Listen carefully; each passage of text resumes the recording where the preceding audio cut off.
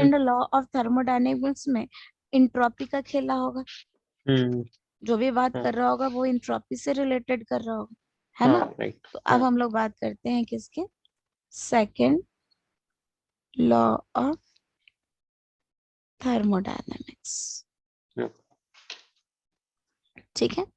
अच्छा, second law of thermodynamics की बात करें तो इसका जो स्टेटमेंट था वो स्टेटमेंट ये बोला था कि अगर मैं इनवर्स की बात करूं, ठीक है, फॉर यूनिवर्स, अगर मैं पूरे इनवर्स की बात करूं तो इसका इंट्रोपी जो है, इसका इंट्रोपी हमेशा कांस्टेंट रहे, सॉरी ऑलवेज इंक्रीजिंग रहे, कांस्टेंट नहीं, इंट्रोपी तो बढ़ता ही जा रहा होगा ना। तो ये बोल रहा है कि अगर मैं ये कोई यूनिवर्स की बात कर रही हूँ, ठीक है, तो इनवर्स के लिए क्या बोल रहा है कि जो इंट्रोपी है, ठीक है, entropy is always increasing, clear है, ये हमेशा ये बात बोलेगा, ठीक है। यानी कि delta S of universe, universe हमेशा ग्रेटर देन 0 होगा, यही फर्स्ट लॉ बोला, ठीक है। अगर कोई पूछे कि फर्स्ट लॉ क्या बोल रहा है तो हम यही बोले, ठीक है। अच्छा, अब हम कह लें कि सपोज, सपोज मैं कोई तो एक सिस्टम मान लेती हूँ, ठीक है, सपोज ये मेरा सिस्टम है, ठीक है, तो मैं कह लूं कि सिस्टम होगा तो कोई तो सराउंडिंग भी होगा, ठीक है, कोई तो सराउंडिंग होगा, ठीक है। तो यूनिवर्स क्या होगा, ये ये अगर सिस्टम है, ठीक है, तो ये क्या है, सराउंडिंग है, ठीक है। तो इनवर्स क्या होगा, inverse consist of both, system और सराउंडिंग दोनों को इंक्लूड कर लें तो हम क्या लेंगे, इनवर्स, ठीक है। तो अगर मैं यूनिवर्स की बात करूं तो यूनिवर्स क्या हो गया, सिस्टम प्लस सराउंडिंग, ठीक है, सिस्टम और सराउंडिंग। अच्छा, इनवर्स का हम कह लें हैविंग नो बाउंड्री, अब यूनिवर्स का तो कोई बाउंड्री नहीं होगा ना, कहाँ जाके खत्म होगा वो तो हमें नहीं पता, क्लियर है क्या बात, ठीक है। अच्छा, अब अगर मुझे कोई डेल्टा एस टोटल की बात करे, ठीक है, तो टोटल की बात करें तो हम ऐसा लिखें क्या, डेल्टा एस ऑफ सिस्टम, ठीक है, plus delta S of surrounding, ऐसा बोल सकते हैं ना, ये क्या होगा, सिस्टम प्लस सराउंडिंग, ठीक है। और हम ये भी जानते हैं कि डेल्टा एस टोटल, जो टोटल होता है वो ग्रेटर देन 0 होता है फॉर यूनिवर्स, यहाँ तक तो बात समझ में आ रहा है, ठीक है।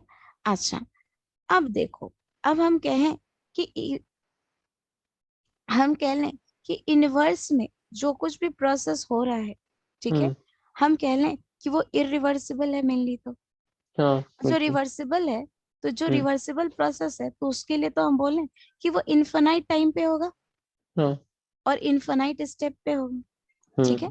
तो हम कह लें कि हम क्या मान रहे हैं कि ऑल प्रोसेस ऑफ, हम ऐसा लिख सकते हैं क्या, all process of universe are irreversible, बोल सकते हैं, ठीक है। यानी कि delta S total, delta S total हमेशा क्या होगा, ग्रेटर देन 0 ही होगा, कभी कम तो नहीं होगा, डेल्टा एस टोटल हम कह लें ग्रेटर देन 0 होगा, इरिवर्सिबल के लिए, ठीक है।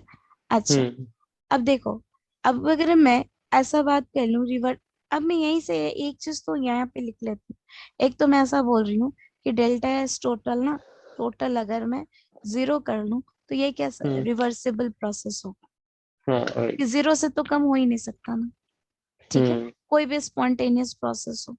तो हम कह लें कि अगर वो स्पॉन्टेनियस रिएक्शन हो, ठीक है, अगर कोई स्पॉन्टेनियस रिएक्शन हो तो स्पॉन्टेनियस रिएक्शन के लिए हम लोग क्या बोलें कि delta S total, total greater than 0, बोल सकते हैं, ठीक है।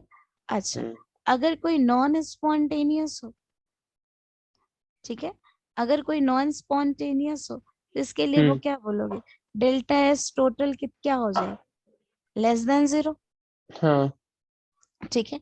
अच्छा, रिवर्सिबल यानी वो इक्विलिब्रियम की बात कर रहा है, ठीक है। तो इक्विलिब्रियम के केस में डेल्टा एस टोटल क्या हो जाएगा, मैं कह लूँ इक्वल्स टू 0। ठीक है, तो ये बात आप ध्यान रखना।